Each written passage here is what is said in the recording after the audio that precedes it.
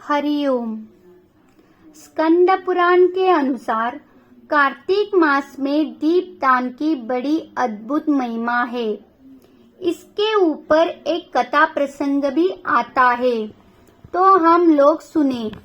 ब्रह्मा जी बता रहे हैं। ब्रह्मा जी कहते हैं कि स्त्रियों और पुरुषों ने जन्म से लेकर जो पाप किया है वह सब कार्तिक मास में दीपदान करने से नष्ट हो जाता है। इस विषय में मैं तुमसे एक प्राचीन इतिहास का वर्णन करता हूँ। पूर्व काल में द्रविड़ देश में एक बुद्ध नामक ब्राह्मण रहता था। उसकी स्त्री बड़ी दुष्टा और दुराचार परायणा थे। उसके संसर्ग दोष से पति की आयु क्षीण हो गई और वह मृत्यु को प्राप्त हुआ। पति के मर जाने पर भी वह विशेष रूप से व्यभिचार में लग गई। उसको लोक निंदा से तनिक भी लज्जा नहीं होती थी। उसके ना तो कोई पुत्र था और ना कोई भाई। वह सदा भिक्षा के अन्न का भोजन करती थी। अपने हाथ से बनाए हुए शुद्ध और स्वल्प अन्न को कभी न खाकर मांग कर लाए हुए बासी अन्न को ही खाती थी। दूसरों के घर रसोई बनाया करती और तीर्थ यात्रा आदि से दूर रहती थी। उसने कभी कथा भी नहीं सुनी थी। एक दिन तीर्थ यात्रा में लगा हुआ कोई विद्वान ब्राह्मण उसके घर आया। उसका नाम कुत्स था। उसको व्यभिचार में आसक्त देखकर उस महर्षि श्रेष्ठ कुत्स ने कहा कि हो मूढ़ नारी, तू मेरी बात को ध्यान देकर सुन। पृथ्वी आदि 5 भूतों से बने हुए और पीप एवं रक्त से भरे हुए इस शरीर को, जो केवल दुख का ही कारण है, तू क्यों पोसती है? अरे यह देख, पानी के बुलबुले के समान है। एक दिन इसका नाश होना निश्चित है। इस अनित्य शरीर को यदि तू नित्य मानती है तो अपने मन में बैठे हुए इस मोह को विचार पूर्वक त्याग दे। सबसे श्रेष्ठ देवता भगवान विष्णु का चिंतन कर और उन्हीं की लीला कथा को आदर पूर्वक सुन। और जब कार्तिक मास आवे तब भगवान दामोदर की प्रीति के लिए स्नान दान आदि कर, दीप दान दे। भगवान विष्णु की परिक्रमा करके उन्हें प्रणाम कर। यह व्रत विधवा और सौभाग्यवती सभी स्त्रियों के करने योग्य है। यह सब पापों की शांति और समस्त उपद्रवों का नाश करने वाला है। कार्तिक मास में निश्चय ही दीपदान भगवान विष्णु की प्रसन्नता बढ़ाने वाला है। ऐसा कहकर कुत्स ब्राह्मण दूसरे के घर चला गया और वह ब्राह्मणी भी कुत्स की बात सुनकर पश्चाताप करती हुई इस निश्चय पर पहुंची कि मैं कार्तिक मास में अवश्य व्रत करूंगी। तत्पश्चात कार्तिक मास आने पर उसने पूरे महीने भर प्रातः सूर्योदय से पहले स्नान किया और सूर्योदय के बाद दीपदान किया। तदंतर कुछ काल के बाद आयु समाप्त होने पर उसकी मृत्यु हो गई। स्वर्गलोक में गई और समयानुसार उसकी मुक्ति भी हो गई। कार्तिक के व्रत में तत्पर हो दीप दान आदि करने वाला जो इस दीपदान का इतिहास सुनता है वह मोक्ष को प्राप्त होता है। ब्रह्मा जी कहते हैं नारद जी से कि हे नारद, अब आकाश दीप का महात्म्य सुनो।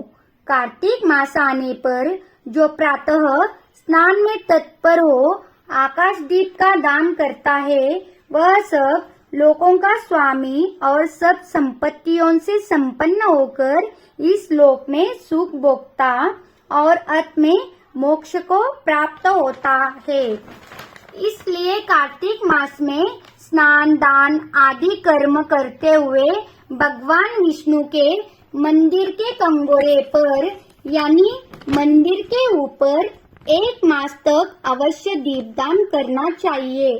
महाराज सुनंद ने चंद्र शर्मा ब्राह्मण के बताए अनुसार 1 मास तक विधि पूर्वक व्रत किया।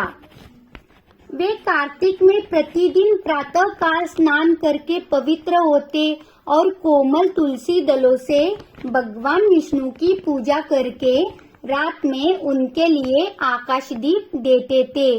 दीप देने के समय वे इस मंत्र का उच्चारण करते थे, दामोदराय विश्वाय विश्वरूपधराय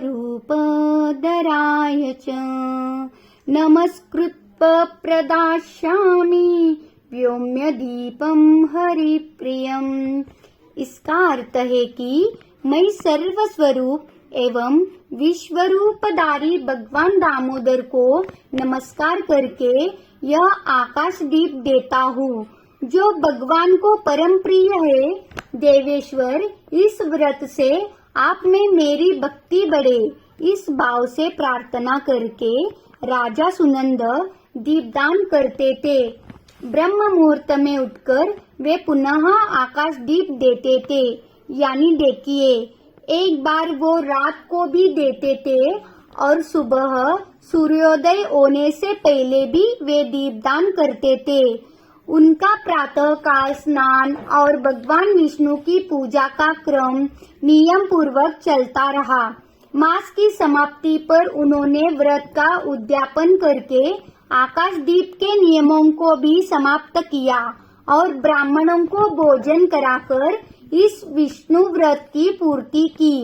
इस पुण्य के प्रभाव से राजा ने इस लोक में स्त्री, पुत्र, पौत्र और स्वजनों के 1 लाख वर्षों तक पार्थिव भोगों का उपभोग किया और अंत में स्त्रियों सहित सुंदर विमान पर बैठ के 4 भुजाधारी शंख चक्र गदा आदि आयुधों से सुशोभित पीतांबरधारी विष्णु का सदिव्य शरीर पाकर मोक्ष का आश्रय लिया।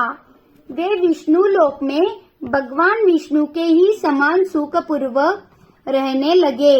अतः कार्तिक मास में दुर्लभ मनुष्य जन्म को पाकर भगवान विष्णु को प्रिय लगने वाले आकाश दीप का विधि पूर्वक दान देना चाहिए। जो संसार में भगवान विष्णु की प्रसन्नता के लिए आकाश दीप देते हैं, वे कभी अत्यंत क्रूर मुख वाले यमराज का दर्शन नहीं करते। एकादशी तुला राशि के सूर्य से अथवा पूर्णिमा से लक्ष्मी सहित भगवान विष्णु की प्रसन्नता के लिए आकाश दीप प्रारंभ करना चाहिए। मंत्र है, नमः पितृभ्यो पृथिव्य नमो धर्माय विष्णवे नमो यमाय रुद्राय कांतारपतये नमः। इसका अर्थ है कि पितरों को नमस्कार है, प्रेतों को नमस्कार है, धर्म स्वरूप विष्णु को नमस्कार है, यमराज को नमस्कार है तथा दुर्गम पथ में रक्षा करने वाले भगवान रुद्र को नमस्कार है। इस मंत्र से जो मनुष्य पितरों के लिए आकाश में दीपदान करता है, उनके पितर नरक में हो तो भी उत्तम गति को प्राप्त होते हैं। जो देवालय में, नदी के किनारे, सड़क पर तथा नींद लेने के स्थान में दीप देता है, उससे सर्वतोमुखी लक्ष्मी प्राप्त होती है। जो ब्राह्मण या अन्य जाति के मंदिर में दीपदान जलाता है, वह विष्णु लोक में प्रतिष्ठित होता है। जो कीट और कांटों से भरी हुई दुर्गम एवं ऊंची नीची भूमि पर दीपदान करता है, वह नरकों में नहीं पड़ता। पूर्व काल में राजा धर्मानंद ने आकाश दीपदान के प्रभाव से श्रेष्ठ विमान पर बैठ के विष्णु लोक को प्रस्थान किया। तो ये थी कार्तिक मास में दीपदान की महिमा। और भी शास्त्रों में दीपदान की अलग अलग महिमा है। कार्तिक मास में इतनी महिमा है महाराज की भगवान नारायण के नाम से दीप जलाना चाहिए कि मैं भगवान नारायण के लिए दीप प्रदान करता हूँ, या तो भगवान लक्ष्मी नारायण के लिए दीपदान करना चाहिए। पूरे कार्तिक महीने में आप पीपल के नीचे, तुलसी के नीचे आकाश दीप क्या होता है कि आकाश दिखना चाहिए, घर के अंदर नहीं जलाए, बस आकाश दिखे उसे आकाश दीप कहते हैं। आप कंफ्यूज नहीं होना, तुलसी के नीचे भी आप जलाते हैं ना, तो दीपक को आकाश दिखे इस प्रकार से आप लोग दीपदान कर सकते हैं। आंवले के वृक्ष के नीचे पीपल, लेकिन रात्रि को पीपल में दिया नहीं जलाना। आप लोग वटवृक्ष के नीचे भले रख देना। और भी बहुत बारी चीजें हैं जहाँ पर हम लोग दीपदान कर सकते हैं। तो इस दीपदान का आप लोग खूब लाभ लीजिएगा। पूरे कार्तिक माह तक पूर्णिमा से शुरू करिएगा और पूर्णिमा तक करिएगा।